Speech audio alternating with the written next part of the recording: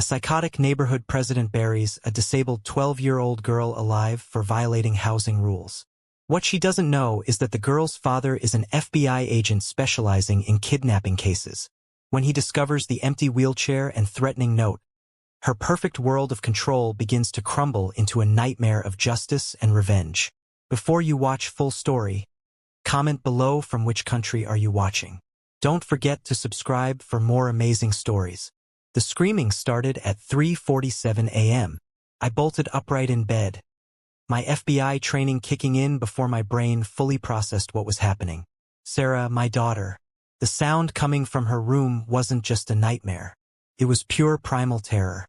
I reached her room in seconds, my heart hammering against my ribs. What I found there would haunt me for the rest of my life.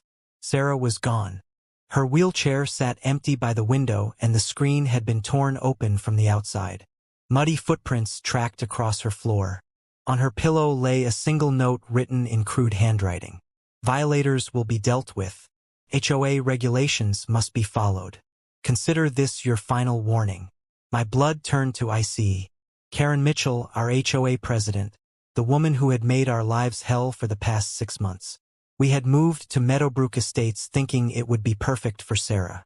The neighborhood was quiet, the streets were smooth for her wheelchair, and the single-story ranch we bought had been modified for accessibility. After the car accident that had taken my wife and left my 12-year-old daughter paralyzed from the waist down, I wanted to give her every chance at a normal life. Karen Mitchell showed up on our doorstep the very first day. She was a tall woman in her mid-50s with severely pulled-back blonde hair and a permanent sneer that she probably thought was a smile. Her eyes were cold and calculating, the kind that saw people as problems to be solved rather than human beings. "Welcome to Meadowbrook Estates," she said, not waiting for an invitation before stepping inside. "I'm Karen Mitchell, HOA president. I need to inform you of some violations I've already noticed." I blinked, still holding a moving box. "Violations? We just got here 2 hours ago. Your moving truck is parked in a non-designated area. That's a $50 fine. Your grass is already A/4 in above regulation height. Another $50. And I see you have a wheelchair ramp being installed." She pointed at the workers outside. "That wasn't approved by the Architectural Review Committee. That's a $500 fine, and you'll need to remove it immediately." My jaw dropped. My daughter is disabled. She needs that ramp to get in and out of the house. "Then you should have purchased a property that already met your needs," Karen said coolly. "The HOA bylaws clearly state that all exterior modifications must be approved in advance. No exceptions. My daughter is protected under the Fair Housing Act," I said, fighting to keep my voice level. "You cannot prevent me from making reasonable accommodations for her disability." Karen's smile turned into something sharp and ugly. "We'll see what our lawyers say about that, Mr. Crawford. Welcome to the neighborhood." She turned and walked out, leaving me standing there with fury boiling in my chest. That was just the beginning. Over the next 6 months, Karen Mitchell made it her personal mission to destroy us. She issued fines for everything imaginable. Our garbage cans were 2 in outside the designated zone. $50. Sarah's medical equipment van was parked in our driveway overnight. $100. The flowers I planted to cheer up Sarah were non-approved species, $75, but the fines were nothing compared to the rest. Karen convinced our neighbors to shun us. She spread rumors that Sarah's disability was contagious, that we were running an illegal medical facility, that I was some kind of criminal. People who had been friendly at first stopped waving. Parents pulled their children away when Sarah Will passed. She called Child Protective Services 3 times, claiming I was neglecting Sarah. Each time the investigators found nothing wrong, but each visit traumatized my daughter more. She tried to have our ramp removed by the county, claiming it was a safety hazard. When that failed, she poured oil on it one night, causing Sarah to slip and nearly break her arm. I reported everything to the police. But Karen's husband was a retired police captain and her brother was a judge. My complaints went nowhere. The local officers treated me like I was the problem, like I was some troublemaker who couldn't follow simple rules. "Why don't you just move?" one officer suggested. Sometimes it's easier to just find a new place than fight City Hall. But I couldn't move. Sarah had finally started making progress. Her physical therapist was local. Her counselor was helping her cope with losing her mother. Moving would destroy all that progress. So, I stayed and documented everything, every fine, every threat, every act of harassment. I built a file knowing that eventually I would need it. I just didn't know how soon. The note in Sarah's room told me everything I needed to know. Karen had finally gone too far. She hadn't just harassed us. She had kidnapped my daughter. I immediately called 911, but even as I did, I knew how this would play. Karen's connections would slow everything down. Every minute of delay could mean Sarah's life. I couldn't wait for local police. I needed to find my daughter now. I ran to my home office and pulled out my FBI credentials and equipment. Most people in the neighborhood had no idea what I did for a living. I'd been intentionally vague, saying I worked for the government. After 15 years with the FBI, specializing in kidnapping and missing persons cases, I had skills that Karen Mitchell couldn't imagine. I also had resources. Within minutes, I had my team on the phone. Tech specialists, analysts, field agents. They owed me favors and I was calling them all in. I need cell tower data for Karen Mitchell, I told my tech specialist, Marcus. And I need it 5 minutes ago. Jim, I can't just my daughter has been kidnapped, Marcus. She's 12 years old and paralyzed. Every second counts. There was a pause. Then give me 10 minutes. While I waited, I searched Sarah's room more carefully. The muddy footprints were fresh. I took photos, noting the tread pattern. Work boots, size 10, with a distinctive wear pattern on the left. Hail! The window screen had been cut with a sharp blade, probably a utility knife. There were fabric fibers caught on the frame. Burlap, maybe from a sack. My phone rang. Marcus. Karen's cell phone pinged off a tower near the old construction site on Bixby Road 45 minutes ago. Since then, nothing. She's either turned it off or destroyed it. Bixby Road. There was a housing development out there that had been abandoned when the developer went bankrupt. Miles of empty homes in various stages of construction, surrounded by dirt mounds and excavation pits. Perfect place to hide someone or bury them. The thought made my blood run cold. But I couldn't afford to panic. Sarah needed me focused. I grabbed my service weapon, my tactical vest, and my flashlight. I was heading for the door when the local police finally arrived. Officer Benton, the same cop who dismissed my previous complaints, stood on my doorstep. Mr. Crawford, we got a call about a possible runaway. She didn't run away. I snapped. She was kidnapped. She's in a wheelchair. For God's sake. How would she run? Benton shifted uncomfortably.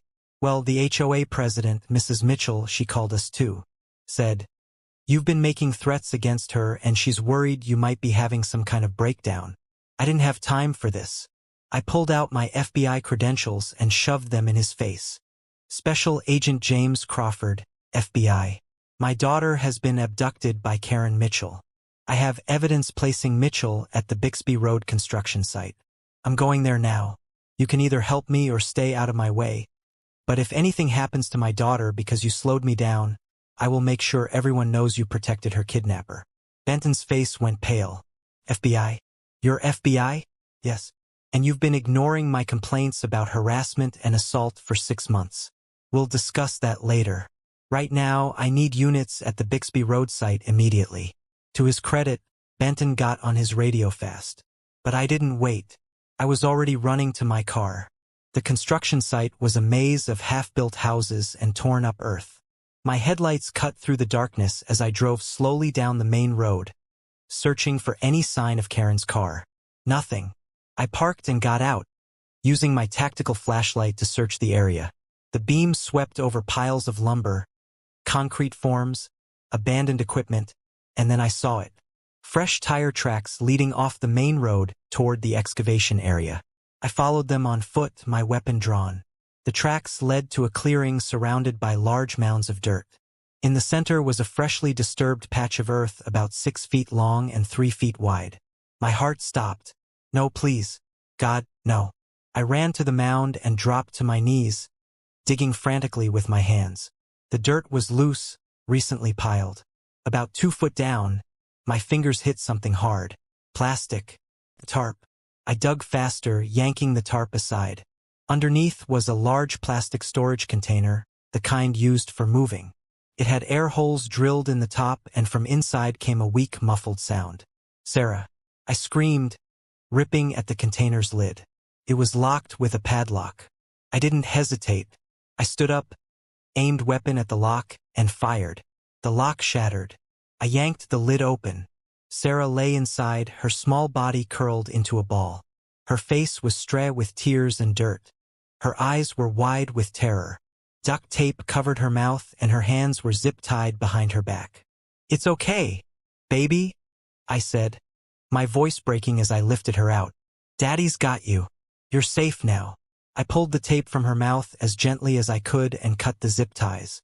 She immediately threw her arms around my neck, sobbing so hard her whole body shook. "I couldn't breathe right," she gasped. "I couldn't move. I thought I was going to die down there, Daddy. I thought I was going to die." "You're safe now," I repeated, holding her tight. "I've got you. You're safe."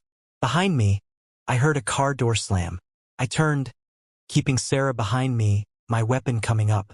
Karen Mitchell stood there, illuminated by my flashlight. She held a shovel in her hands. Her face was twisted into something ugly and triumphant. "She violated the rules one too many times," Karen said calmly, as if we were discussing a parking ticket. "I told you there would be consequences." That wheelchair left track marks on the sidewalk.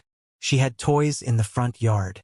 "You people refused to follow the simplest rules. You buried my daughter alive," I said, my voice deadly calm. "She's a child. She's a violation," Karen spat. "And so are you.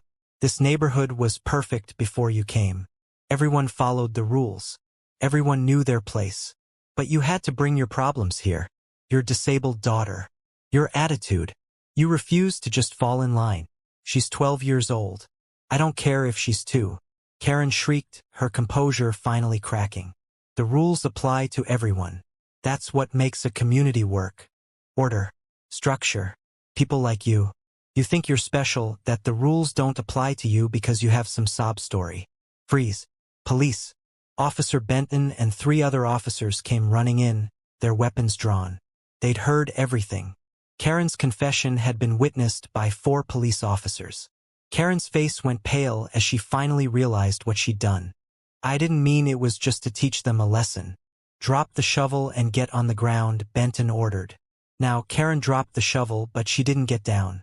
Instead, she turned to me, her face contorted with hatred. "This is your fault. All of it. If you had just followed the rules." "If I had followed your rules," I interrupted, my voice cold, "my daughter would be dead in that box right now. And you would have gone home, had a glass of wine, and slept peacefully." Karen had no answer for that. The officers moved in and cuffed her. As they led her away, she was still screaming about bylaws and regulations and order. I didn't care. I held Sarah close, feeling her heartbeat against my chest, and nothing else mattered. Sarah spent 3 days in the hospital. Physically, she was bruised and dehydrated, but otherwise unharmed. Psychologically, the damage was severe. She had nightmares every night. She couldn't stand to be in enclosed spaces. Even her bedroom felt too small now. But she was alive. That was what mattered. Karen Mitchell was charged with kidnapping, child endangerment, attempted murder, and a dozen other crimes. Her husband tried to use his connections to make the charges go away, but they couldn't fight the evidence. There were witnesses. There was her confession. There was the box she'd buried my daughter in with Sarah's fingerprints and DNA all over the inside. The trial was swift. Karen showed no remorse. She actually stood in court and argued that she'd been trying to teach us a lesson about following rules. Her lawyer tried to argue temporary insanity, but the prosecution showed how she planned everything. Buying the storage container, scouting the location, waiting until I would be asleep. This was premeditated. This was cold-blooded. This was a woman who had been so consumed by her need for control that she'd convinced herself that burying a child alive was a reasonable response to perceived rule violations. The jury deliberated for 40 minutes. Guilty on all counts. The judge gave her 30 years without parole. As the bailiffs led her away, she looked at me one last time. The hatred in her eyes was still there, burning as bright as ever. This neighborhood was perfect before you came. She hissed. No, I said quietly. It was a prison, and you were the warden. We moved out of Meadowbrook Estates 2 weeks after the trial ended. I couldn't have Sarah living in that house in that neighborhood with those memories. We found a small house in the next county on a quiet street with no HOA. The neighbors welcomed us immediately. They helped us move in. They brought casseroles and cookies. When they saw Sarah's wheelchair, they asked if there was anything they could do to help, not how soon we could leave. It was what a real community should be. Sarah started therapy, physical and psychological. Her therapist, Dr. Martinez, specialized in childhood trauma. The nightmares slowly decreased. The fear of enclosed spaces began to fade. Sarah started smiling again, laughing again. One evening, about 3 months after we moved, Sarah wheeled herself out to the back porch where I was sitting. The sun was setting, painting the sky in shades of orange and pink. "Daddy," she said softly.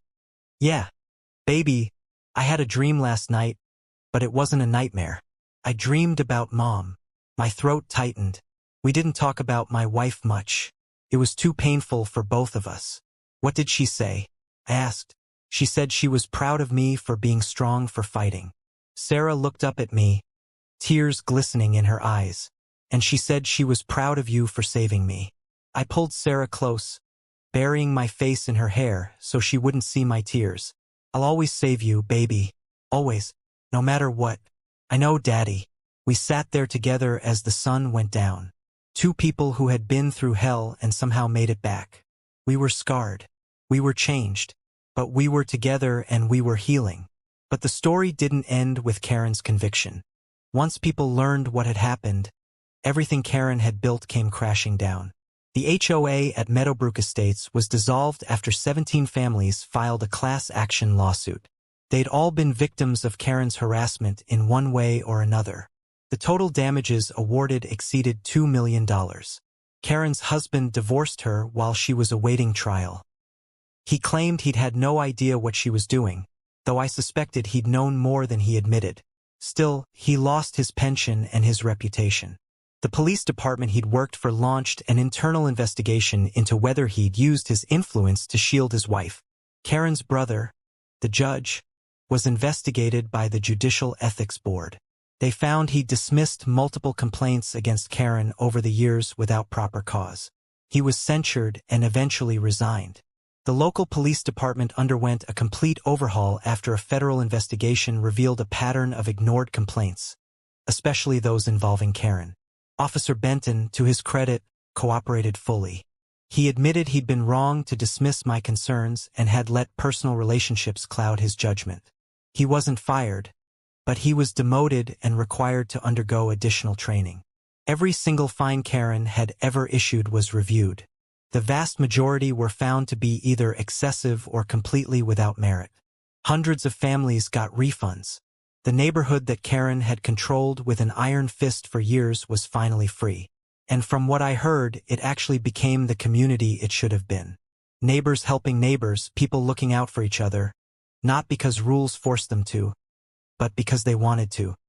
2 years after the incident, Sarah asked me if she could start a support group for kids with disabilities who'd faced bullying or harassment. I was incredibly proud.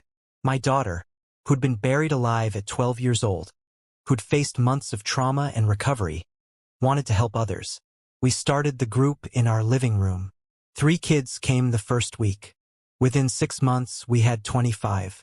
Sarah led the meetings, talking openly about her experiences, showing other kids that trauma didn't have to define them. She also started speaking at schools about disability awareness and the importance of standing up to bullies.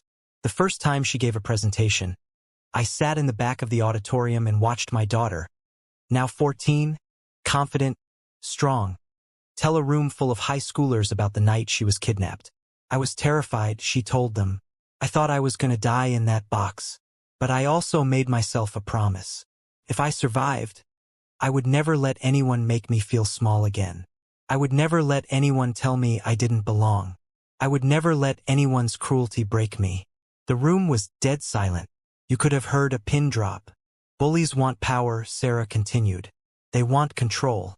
They want you to be afraid. But here's the thing.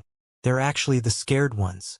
They're so afraid of anything different, anything they can't control, that they lash out. Karen Mitchell was scared. Scared that a disabled girl living in her neighborhood somehow threatened her perfect little world. Sarah wheeled herself to the front of the stage, making eye contact with students throughout the audience. So, if you're being bullied, here's what I want you to know. You are not the problem. Your disability, your race, your religion, your identity, none of that is wrong. The problem is the bully. And you have more power than you think. Tell someone. Document everything. Don't give up. Because bullies like Karen Mitchell only win if good people stay silent. The applause was thunderous. I sat there crying, overwhelmed with pride for this incredible human being I'd been blessed to raise. 5 years after her conviction, Karen Mitchell sent me a letter from prison. I almost didn't open it. I'd moved on with my life, focused on Sarah and her future. The last thing I wanted was to hear from the woman who tried to murder my daughter. But something made me open it. The letter was 3 pages long, handwritten in neat cursive. It started with excuses, the stress she'd been under, the pressure of managing the HOA, how no one appreciated her efforts to maintain the neighborhood standards. I almost threw it away right there. But then the tone changed. I dream about her screaming, Karen wrote. Your daughter. I dream about the sound she made when I put the tape over her mouth. I dream about her eyes so wide and terrified. I dream about the box, about the darkness, about how she must have felt as I piled dirt on top of her. I tell myself I was just trying to teach a lesson. I tell myself I wasn't really going to leave her there long, that I would have dug her up after a few hours, that she would have learned to follow the rules. But I know that's a lie. I know I might have left her there to die. And the worst part is, in the moment I convinced myself it was justified. She was violating the bylaws. You were violating the bylaws. Therefore, extreme measures were necessary. I don't expect forgiveness. I don't deserve it. I'm writing this because my therapist says I need to take accountability. So here it is. I was wrong. I was cruel. I was a monster. I almost killed an innocent child because I cared more about rules than people. Your daughter deserved better. You deserved better. The whole neighborhood deserved better. I destroyed lives because I needed to feel in control. Because I needed to feel important. Because I convinced myself that enforcing rules made me a good person when really it just made me a tyrant. I hope your daughter is thriving. I hope she's forgotten me. I hope she never has to think about that night again. I will think about it every day for the rest of my life. The letter was signed simply, Karen Mitchell, inmate number 847592. I sat there for a long time staring at those words. Part of me wanted to feel satisfaction that she was suffering. Part of me wanted to tear the letter up and forget about it. But mostly I felt nothing. Karen Mitchell no longer had the power to affect my emotions. She was just a sad woman who destroyed her own life because she couldn't see people as anything other than rule breakers or rule followers. I never responded to the letter, but I didn't throw it away either. I filed it with all the other documents from that time, a reminder of what happens when cruelty and control go unchecked. Sarah is 17 now. She's applied to colleges with plans to study social work and advocacy. She wants to work with disabled children and families, helping them navigate systems that aren't always designed with them in mind. She still has bad days. Anniversaries of the kidnapping are hard. Sometimes she has nightmares, but they're getting fewer and farther between. Last week, she came home from school excited. Daddy, guess what? I got invited to speak at a conference about disability rights. They want me to talk about overcoming adversity and fighting systemic discrimination. I smiled. That's amazing, baby. I'm so proud of you. I'm going to talk about Karen, Sarah said, about what she did and about how we fought back, because that's what people need to hear. They need to know that bullies can be beaten, that systems can be changed, that justice is possible. Just remember, I said gently, you're not defined by what happened to you. You're defined by what you choose to do after. I know, Sarah said. That's exactly what I'm going to tell them. She wheeled away to start working on her speech, leaving me alone with my thoughts. I thought about that terrible night 5 years ago. The fear, the rage, the moment I found Sarah in that box. I thought about Karen Mitchell, sitting in a prison cell, living with what she'd done. I thought about the neighborhood we'd left behind, now free from tyranny. And I thought about Sarah, my strong, brave, incredible daughter, who'd taken the worst experience of her life and turned it into a mission to help others. Karen Mitchell had tried to bury Sarah alive, but all she'd really done was bury herself. Sarah had risen from that dirt stronger than ever, a survivor who refused to be silent, who refused to let cruelty win. That's what real strength looks like. Not control, not rules, not power over others. It's getting back up after being knocked down. It's choosing kindness in a cruel world. It's using your pain to help others. Karen Mitchell thought she was teaching us a lesson that night. But the only lesson learned was this. Cruelty may be powerful in the moment, but compassion, justice, and love are what endure. Sarah survived. Sarah thrived. And she would spend the rest of her life making sure no other child had to go through what she did. That was the real victory. That was the real justice. And that was the price Karen Mitchell would pay for the rest of her life. Knowing that the child she tried to destroy had become a force for good in the world while she rotted alone in a cell haunted by her own cruelty. On the 5-year anniversary of that night, Sarah asked me to help her with a project. I want to create a memorial garden, she said, for other victims, people who've been bullied, harassed, people who felt powerless. We found a piece of land in a public park and got permission from the city. Over 3 months, volunteers helped us build it. We planted flowers that bloomed year-round. We installed benches where people could sit and reflect.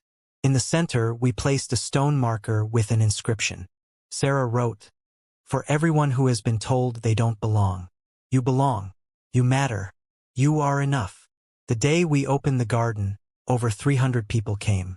Families Sarah had helped through her support group, neighbors from our current community, even a few people from Meadowbrook Estates who'd been victims of Karen's harassment. Officer Benton came too. He'd been promoted back to his original rank after years of exemplary service. He approached me hesitantly. Agent Crawford, I just wanted to say again how sorry I am. I failed you and your daughter. I let personal relationships cloud my judgment. What happened to Sarah? His voice cracked. That never should have happened. I should have listened to you from the start. You're here now, I said simply. That counts for something. He nodded, then walked over to Sarah. I watched as he spoke to her, tears running down his face. Sarah listened, then reached out and took his hand. She said something. I couldn't hear, but Benton nodded, wiping his eyes. Later, Sarah told me what she'd said. Everyone makes mistakes. What matters is what you do after. That was my daughter.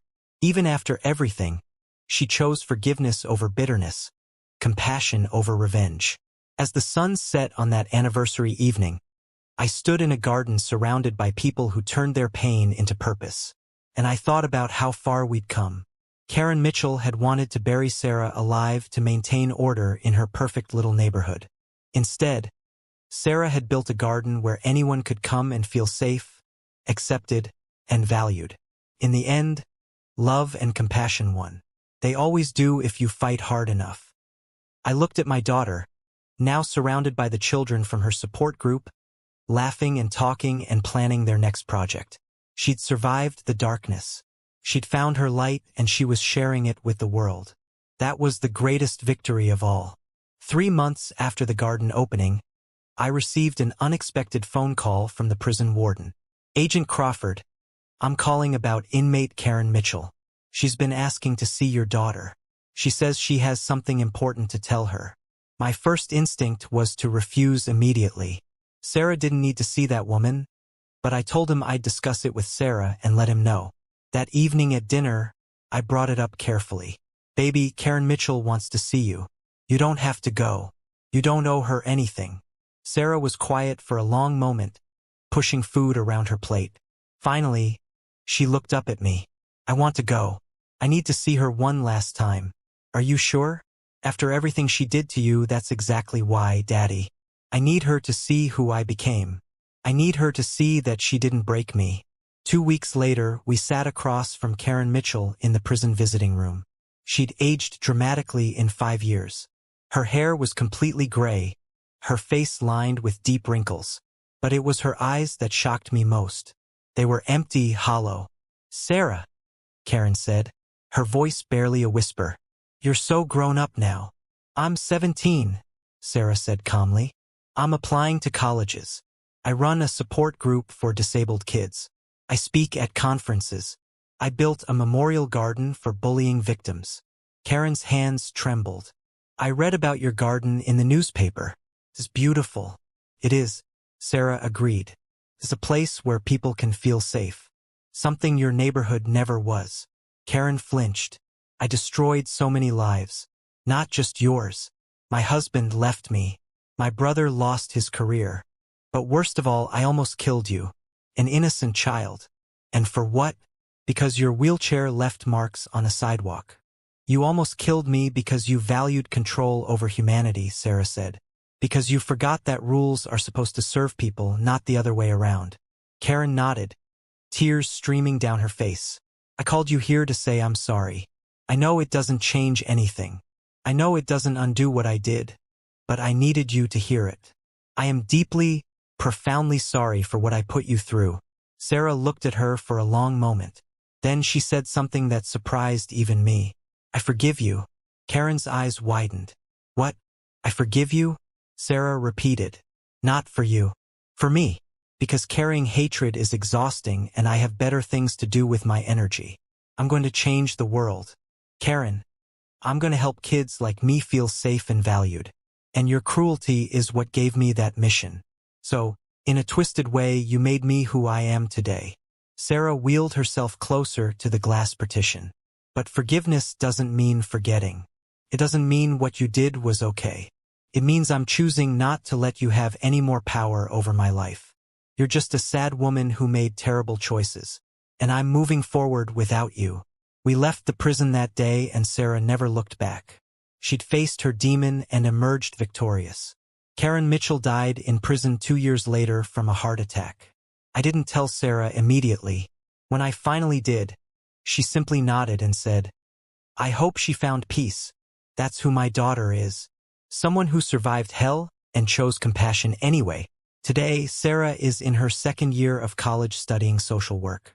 Her support group has expanded to 10 cities. Her memorial garden inspired 3 more across the state. She's written a book about her experience that's being published next year. Sometimes I watch her speaking at events, advocating for disabled rights, helping other families navigate difficult systems, and I'm overwhelmed with pride and love. The little girl who was buried alive at 12 is now a powerful voice for change at 19. Karen Mitchell tried to silence Sarah by burying her in darkness.